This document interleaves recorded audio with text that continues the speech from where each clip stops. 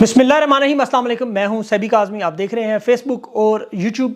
अहम खबरें मैं आपके सामने रखूंगा, लेकिन आज बड़ी कुछ अहम चीज़ें आपके सामने रखनी है। एक बात तो तय है कि तहरीक इंसाफ के लोग इमरान खान की जो रिहाई है, लीडरशिप का अब उन्हें पीछा करना पड़ेगा, दबाव बढ़ाना पड़ेगा, एहतजाज पे मजबूर करना पड़ेगा। ये बात पत्थर पे लकीर है, उसकी मैं आपको वजूहात आगे चल के बताता हूँ। 7 जजेस की तरफ जो सुप्रीम कोर्ट को ख़त लिखा गया, इन जजेस के खिलाफ अब कार्रवाई का मामला भी शुरू होने जा रहा है। अजीब काम है। बहरहाल ये मामला मजीद बढ़ता जा रहा है। लाहौर हाई कोर्ट और पेशावर हाई कोर्ट के जजेस की तरफ से भी अब खतूत आने का सिलसिला शुरू होने वाला है। मैं आपको बड़ी खबर दे रहा हूँ। वहाँ से कुछ जजेस के जो खतूत सामने आते हुए नजर आएंगे कि पेशावर हाई कोर्ट में और लाहौर हाई कोर्ट के जजेस के साथ भी बिल्कुल वही हुआ जो इस्लामाबाद हाई कोर्ट में। आज जो जेल में मुलाकातें, उस पर पाबंदी खत्म हुई। तमाम कैदियों के लवाहिकीन जो अब नॉर्मल स्टैंडर्ड ऑपरेटिंग प्रोसीजर उसके तहत मुलाकातें करेंगे। अडयाला जेल के सुपरिटेंडेंट को ये हुक्म मौसूल हो गया।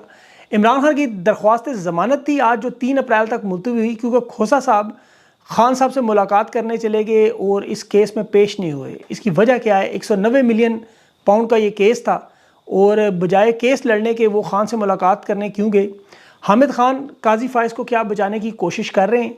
तहरीक इंसाफ के वकला की तरफ से ये जो 6 जजेस का मामला है, 7 जजेस का, सॉरी, संगीन मामला, इसे क्यों नहीं उठाया जा रहा जिस तरह की तवक्कुआत की जा रही हैं?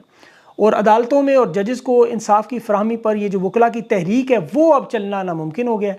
तहरीक इंसाफ के हालांकि सबसे ज़्यादा टिकट जो है 25% टिकट आपके यानी वकला को मिले हैं और पंजाब बार कौंसिल ख़त लिख रही है इस्टेब्लिशमेंट की हमायत में। और आज है 27 मार्च का दिन, जब इमरान खान जो साइफर 2 साल हो गए हैं जो इमरान खान ने लहराया था, आज उसका भी ज़रा पोस्टमार्टम करते हैं। इस केस की आज आपको पता है समाअत भी थी और शहबाज शरीफ और काजी फाइज की जो बहुत बड़ी अहम मुलाकात, इसमें सवालिया निशान भी हैं। रियासत अदालत को मानने पर तैयार नहीं है। सुप्रीम कोर्ट जो है वो फौजी अदालतों के महफूज शुदा फैसले की मशरूत इजाज़त भी दे रही है और 9 मई में 100 से ज़्यादा अफराद जो है वो रिहा हुए, दोबारा गिरफ्तारी, और इसमें बड़े अहम लोग भी शामिल हैं। उनके मैं आपको जो नाम भी आपको बताता हूँ। कुछ फौजी अदालतों के महफूज फैसले की मैंने आपको खबर दे दी। इसके साथ साथ जो है अब ये जो बड़ा मामला जो एग्ज़िट कंट्रोल लिस्ट में 24 लोगों का वफाकी काबीना ने नाम डाल दिए हैं और इसमें 2 सहाफ़ियों के नाम भी हैं। ये 2 बड़े सहाफ़ी कौन हैं, इसके अलावा कौन कौन लोग हैं, उसकी भी मैं तफसील आपके सामने रखता हूँ। नून लीग में जो दराड़े हैं नवाज शरीफ की तरफ से, जावेद लतीफ़ जो है वो ज़बरदस्ती हुकूमत तस्लीम कर रहे हैं।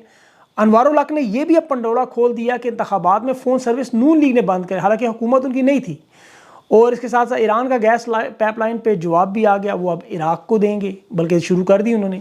और हैकल सुलेमानी जो सुर्ख गाय का एक मामला मस्जिद अक्सा के मामले में फ़लस्तीन और इसराइल का, मैं कोशिश करूँगा उसमें मैंने रिसर्च की है वो आपके सामने रखूँ।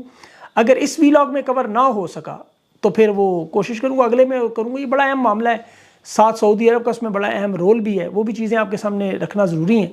लेकिन सबसे पहले जो शहबाज शरीफ और काजी फाइज की मुलाकात हुई, आम तौर पर ये टेलीफोन पर डिस्कशंस हो जाती हैं, मामला डिस्कस हो जाते हैं, लेकिन ये मामला बहुत बढ़ गया है अब। चीफ जस्टिस के चैम्बर में आज वफाकी वज़ीर कानून आज़म नज़ीर तारड़ भी, अटॉर्नी जनरल मंजूर उस्मान भी हैं, सुप्रीम कोर्ट के सीनियर जजेस भी मौजूद थे और खुफिया इदारों की एहलकारों की जो मुबैना मुदाखलत है उसके बाद अब जो सूरत हाल बन रही है, क्योंकि मामला बढ़ता जा रहा है। लाहौर हाई कोर्ट और पेशावर हाई कोर्ट के जजेस भी इस पार्टी को ज्वाइन कर रहे हैं। खतूत लिखने का सिलसिला वो पब्लिक भी करेंगे और इसकी एक पूरी लंबी फहरिस्त है। माजी के जो जजेस इस्तीफ़ा दे के चले गए वो भी अब अपने साथियों को बता रहे हैं। ये मैं आपको बड़ी खबर दे रहा हूँ कि आप लोग मौजूद हैं, इस मामले को हाईलाइट करें और इससे जान मत छुड़ाएं। ये बड़ी अहम मुलाकात है। माजी में इस तरह एतजाज़ हसन ने एक दफ़ा की थी, उमर बंदयाल से मुलाकात, तो बड़ा शोर मचा था और ये मामला पहले भी डिस्कस हुआ है। उसकी अब एक और मुलाकात इस तरह की मैं अगर आपको बताऊं, 18 अप्रैल 2023 को जो हुई, जो उस वक्त DGI की और उमर बंदयाल साहब की हुई थी। इलेक्शन से आपको पता है बड़े करीब और सिक्योरिटी के मामलात के लिए कि इलेक्शन में हमें फ़ौज चाहिए। ये 3 घंटे की मुलाकात थी, इसमें जस्टिस मुनीब अख्तर और जस्टिस एजाजुल हसन भी थे। और आमतौर पर ये मुलाकात जो है ये इजाज़त नहीं है कि इन शख्सियात से मुलाकात की जाए जब तक वो ऑन रिकॉर्ड ना हो। इसी तरह ये मामलात, गुफ्तगू और मज़े की बात है, ये दरख्वास्त उस वक्त उमर बंदयाल साहब की तरफ से आई थी अटॉर्नी जनरल से बात करके कि पंजाब में इलेक्शन के हवाले से ब्रीफिंग चाहते, लेकिन मामला इलेक्शन से ब्रीफिंग का नहीं था। मामला ये था कि जजेस इलेक्शन की तरफ ना जाएं और जजेस की जान उस वक्त भी इसी तरह फंसी हुई थी, उस पर मुलाकात थी। ये इसी ख़त के तनाजुर में आप उसे देखें। अब एक तरफ यहाँ जो मुलाकात है, काजी फायज़ हैं जो तहरीक इंसाफ को रगड़ चुके हैं, बल्ले का निशान छीन चुके हैं, उनके लेवल प्लेइंग फील्ड छीन चुके हैं, तमाम मुकदमात आले शरीफ के रिवर्स कर चुके हैं। दूसरी तरफ शहबाज शरीफ जो इन तमाम मामलात का बेनिफिशरी है। अब काजी साहब को पता है कि शहबाज शरीफ एक डमी वज़ीर-ए-आज़म है, इसको सारा फ़ायदा हुआ। इसकी बजाय अगर वो मोहसिन नकवी से मिल लेते तो शायद मामलात ज़्यादा बेहतर होते, क्योंकि रियासत तो अदालतों को तस्लीम करने से इनकार कर रही है। जजेस जो खतूत लिख रहे हैं, ये लोग सवाल भी पूछ रहे हैं, आप खतूत लिखने की बजाय अपनी जो ताकत मौजूद है वो क्यों इस्तेमाल नहीं कर रहे? आपके फैसले तस्लीम करें ना करें, कौम देख रही है। अपनी बेबसी का इजहार इस तरह जुडिशल काउंसिल में करना, ये आपकी कमज़ोरी है, ताकत नहीं। अगर आप कमज़ोर हो तो लोगों को फैसला कहाँ से मिलेगा? अब ये लोग वकला से भी पूछ रहे हैं कि आप तहरीक क्यों नहीं चला रहे। पहले एक बाल पकड़ने वाली इफ्तिखार चौधरी की तस्वीर पर आप लोगों ने बड़ा शोर मचाया, आज घरों में कैमरे लग रहे हैं, ग्रेनेड फेंके जा रहे हैं, वीडियोस बनाई जा रही हैं, दबाव डाला जा रहा है, तो वकला क्यों नहीं बोले, तहरीक क्यों नहीं चला रहे? रात मैंने लतीफ़ खोसा साहब से इंटरव्यू में जब इन जजेस को बेचारा कहा तो खोसा साहब ने मुझे अच्छा खासा रगड़ दिया, और उनकी बात जायज़ भी थी। मैं तस्लीम करता हूँ कि वाकई जजेस बेचारे नहीं हैं, इनके पास ताकत मौजूद है। अब अगर ये ताकत इस्तेमाल नहीं कर रहे तो फिर कमज़ोरी इनकी है, सवाल इनसे बनता है। लेकिन खोसा साहब से भी यहाँ एक सवाल बनता है जो कोशिश करूँगा आज या कल करूँ कि आज खान का अल-कादर ट्रस्ट में ज़मानत की अपील थी जिसे 3 अप्रैल तक मुलतवी किया। खोसा साहब वहाँ पेश नहीं हुए लेकिन खान से मुलाकात के लिए गए हैं। ज़ाहिर अब 2 जगह वो हो नहीं सकते। खान से जो मुलाकात है वो बिलाशुबा बहुत अहम मामला है कि जजिस का ये जो मामला शुरू हुआ इस पर रहनुमाई चाहिए, और ये लेकिन खान की रिहाई से मामला अहम नहीं है। तहरीक इंसाफ के बहुत से लोग ऐसे हैं जो कम से कम इस केस में पेश हो सकते थे, खान की ज़मानत पर, रिहाई पर भरपूर अंदाज में आवाज़ उठा सकते। ये क्यों नहीं हो रहा है? इस पर तहरीक इंसाफ के वकला पर सवालिया निशान लग चुका है। वकला का किरदार कहीं नज़र नहीं आ रहा। और अब ये बात मैं भी बरमला कहूँगा, सदीक जान ने भी की है कि वकला इमरान खान को देखें, सलमान सफदर हैं, बैरिस्टर अली ज़फ़र हैं, एक और वकील उनका नाम जैसे निकल गए, इनको आप साइड पे करें जो केसेस लड़ रहे हैं, तो बाकी लोगों का फोकस वकला तहरीक पे, इमरान खान की रिहाई पे होना चाहिए। ये जजेस का मामला बड़ा अहम मामला है, इस पर प्रेस कॉन्फ्रेंसेस होनी चाहिए, अदालतों पर दबाव डालना चाहिए, सुप्रीम कोर्ट के बाहर आके एहतजाज करना चाहिए, लेकिन सब कुछ नहीं होता नज़र आ रहा। हालांकि पार्टी टिकट आप तहरीक इंसाफ के देखें तो 25% तो वकला को मिले। अब वकला के पास इंसाफ लॉयर फोरम्स है जो बड़ा बेहतरीन काम कर रहा है, इसमें वो कोई शक नहीं रिहाई दिलवा रहे हैं, लोगों को केसेस लड़ रहे हैं। उसमें वो सलमान शाहिद एडवोकेट है, उसकी रोज़ाना ट्विटर पर कारकुनों की रिहाई के लिए जान मारने की वीडियोज़ नज़र आती हैं और मैं उसकी बड़ी तारीफ़ करता हूँ। इमरान खान का जो केस इस्लामाबाद हाई कोर्ट में लगा हुआ है, लेकिन वहाँ पे वकील मौजूद ही नहीं। अलीमा खान वहाँ मौजूद हैं, इमरान खान की बहनें पहुँच जाती हैं, लेकिन जो लोग उस वक्त टिकट के लिए पागल हुए थे, दीवाने हुए थे, वो लोग कहाँ हैं? और ये सवाल बार बार हम उठाएंगे। और आप लोगों से भी दरख्वास्त है, ये 2434 लोगों ने जो उम्मीदवार थे तहरीक इंसाफ के टिकट के, जिस वक्त अपनी माओ, बहनों, बेटियों को भी आगे भेजने पर तैयार थे, डंडे सोटे खा रहे थे, कारोबार तबाह करवा रहे थे कि एक दफ़ा टिकट मिल जाए हमें आज, क्योंकि उन सबको पता था कि टिकट खान का कन्फर्म जीत है। और बाद में ये लोग गाड़ियों में ब्रीफकेस लेकर भी फॉर्म 45 लेके फिरते रहे कि हमारी सीट वापस कर दो, पैसे ले लो, लेकिन कुछ को मिली कुछ को नहीं मिली। आज ये लोग इमरान खान की रिहाई पर इस्लामाबाद हाई कोर्ट में मौजूद क्यों नहीं थे? हर वो शख्स जो खान की रिहाई के लिए एहतजाज नहीं कर रहा, अदालतों में मौजूद नहीं है, चाहे वो कोई भी है, मैं उसे रॉन्ग नंबर डिक्लेयर कर रहा हूँ। कोई नाराज़ होता है बेशक हो, लेकिन बात साफ है। देखें, इमरान खान की रिहाई के लिए कोई संजीदा कोशिश नहीं करेगा, खान को ये लोग बाहर नहीं आने देंगे। और जब तक तहरीक इंसाफ और पाकिस्तान के लिए, इमरान खान के लिए कोई वफादार नहीं है, वो देख लें। सुनने वालों के लिए दरख्वास्त है कि आप लोग भी सोशल मीडिया पर दबाव बढ़ाएं, इन्हें मजबूर करें। इन्हें रातों को नींद आई, ये लोग रात को जाकर खान के लिए अदालत के बाहर बैठे हों। होना तो ये चाहिए। वकला तहरीक तो अब नहीं चल सकती, ये बात आप अपने जेहन में रखें, क्योंकि माजी की जो वकला तहरीक थी वो सिर्फ और सिर्फ इसलिए कामयाब हुई थी, वो जनरल इशफाक कियानी का और परवेज़ मुशर्रफ का मामला था। अमेरिका उस पर तैयार था। कोंडालीसा राइस ये मिसाक जमहूरियत नवाज शरीफ और बेनज़ीर दोनों से कर चुकी थी। इफ्तिखार चौधरी ऑन बोर्ड था। बाल खींचने वाली तस्वीर तो वजह बनी, वकला तहरीक उसके अलावा भी चलनी थी। परवेज़ मुशर्रफ को कमज़ोर करके रास्ते से हटाना था। ये सारे एक तरफ खड़े हैं। इमरान खान के मुखालफत में जिस तरह आज देख लें बाइडेन एडमिनिस्ट्रेशन है, उसमें मौजूद जो ताकतवर लोग हैं, बार कौंसल के अंदर लोग मौजूद हैं, आज़म नज़ीर तारड़ जैसे लोग हैं, वकला की ये देखें, और इसके अलावा नवाज शरीफ, ये सारे लोग इकट्ठे हैं, ऑन बोर्ड है सब लोग। अब जजेस के केस को 48 घंटे हो गए, चार्जशीट इतनी बड़ी, सुप्रीम जुडिशल कौंसिल में इजलास भी हुआ, लेकिन कोई ऑफिशियल स्टेटमेंट, कोई फुल कोर्ट बेंच की तश्कील का मामला, कोई चीज़ मंजर आम पर नहीं लाएगी। फिर काजी साहब कहते हैं ये खबरें आ जाती हैं, खबरें फिर आएंगी ज़ाहिर। काजी फायद और शहबाज शरीफ की जो मुलाकात, और ऐसी मुलाकात जो पूरी लेवल प्लेइंग फील्ड उड़ा के ले गए, और शहबाज शरीफ जो कि सारे के सारे बेनिफिशरी बन के 2 नंबर फॉर्म 47 की हुकूमत बना के पहुंच गए, इनकी मुलाकात से क्या फ़र्क पड़ना है? ये तो डाके का माल, चोरी का माल आपस में बैठ के रिकवरी के लिए कि कहाँ से पकड़नी है, नामुमकिनात में से है कि ये कोई फैसला करेंगे। अब ये मामला देखें पिछले 1 साल से चल रहा है। जिसमें हाजिर सर्विस जजेस इंसाफ के लिए खतूत लिख रहे हो, वहाँ आवाम को क्या मिलना है। अब काजी फायज साहब को फुल कोर्ट बेंच बना के कल जो उसकी तश्कील की इन्होंने, इसको अदल इंसाफ के साथ जोड़ना ज्यादती है, क्योंकि ये इन्होंने अपने लिए बनाया, एक तो पहली सी बात है, ताकि अपने ऊपर से दामन से दाग उठा दें। लेकिन साफ लग रहा है कि रियासत में ऐलान है कि वो अदालतों के फैसलों को तस्लीम नहीं करेंगे। और उसका सबूत आप देख लें, 9 मई में जो बाकायदा तौर पर कारकुनान रिहा हुए, जमानत पर रिहा हुए, इंसदाद दहशतगर्दी पिंडी की अदालत ने रिहा किया, ये 13 लोग गेट नंबर 3 के पास पहुंचे, इन्हें दोबारा उठा लिया। और उठाने वाला शख्स कौन? Deputy commissioner Rawalpindi. अंग्रेज का कानून MPO 3 लगा के उन्हें दोबारा गिरफ्तार करता है, जिसका अपना बाप मेंबर पंजाब असेंबली चौधरी वकार चीमा, ये कमिश्नर हसन वकार चीमा साहब इस वक्त बाकायदा तौर पर पाकिस्तान के कानून के हलफ से नहीं बल्कि मुस्लिम लीग नून के हलफ से वफा निभा रहे हैं। और ये रियासत का वो फैसला है कि जिसमें क्या साफ बता रहे हैं कि हमने अदालतों के फैसले नहीं मानने।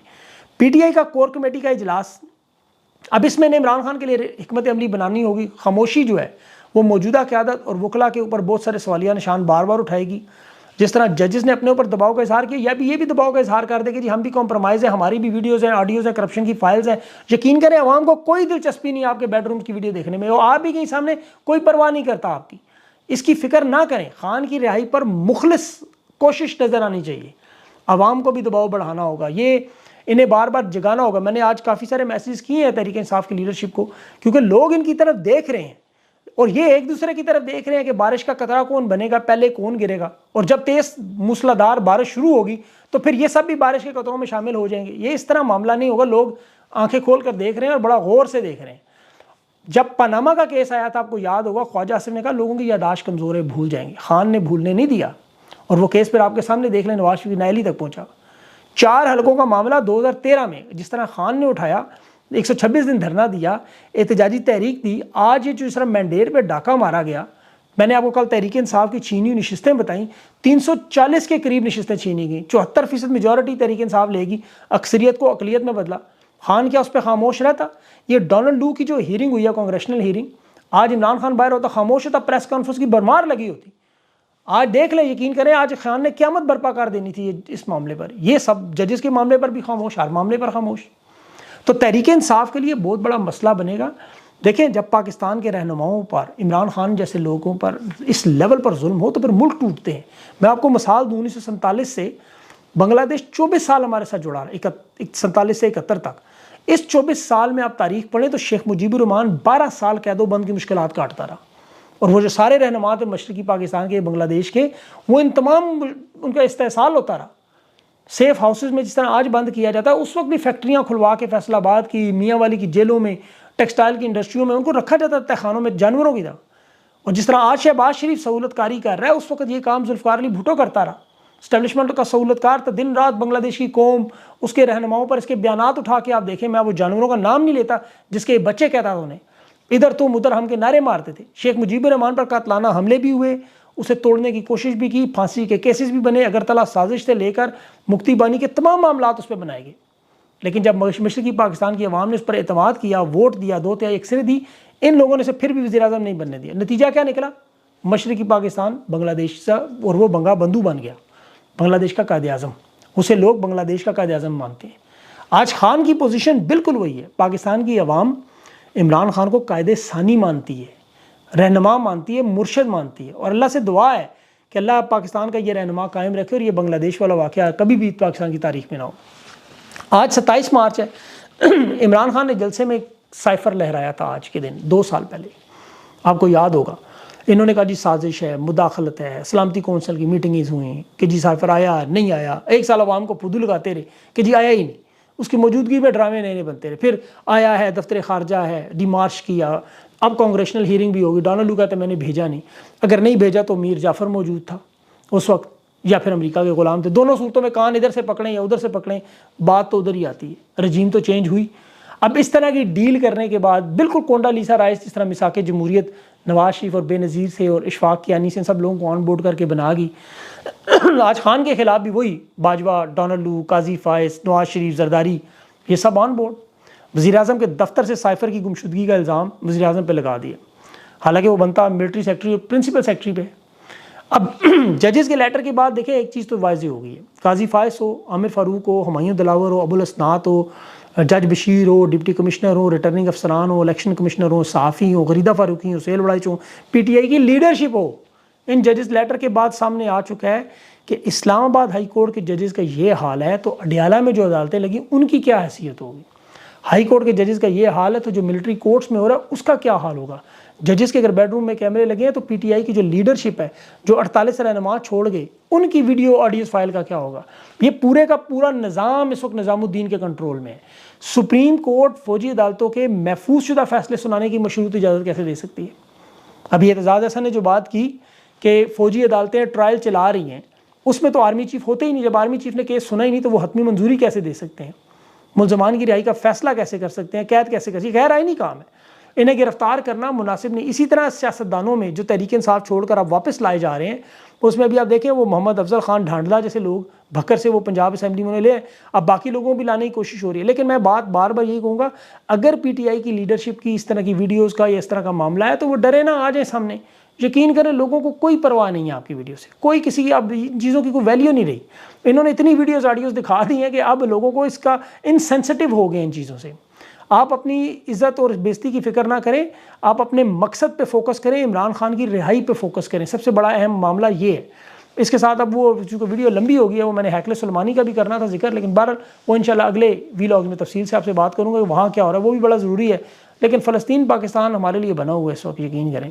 उन बेचारों के मज़ालिम देखते हैं और इधर देखते हैं तो फ़र्क नज़र नहीं आता, दोनों तरफ एक जैसी गदर मची हुई है। अल्लाह ताला रहम व करम करे। रमज़ान के महीने अफ्तारी में ज़रूर दुआ किया करें और अल्लाह पाकिस्तान पे, पाकिस्तानियों पर रहम करे और इस सारे मामले से हमारी जान छुड़ाए। अगली वीडियो तक के लिए मुझे इजाज़त दें। अल्लाह हाफ़िज़।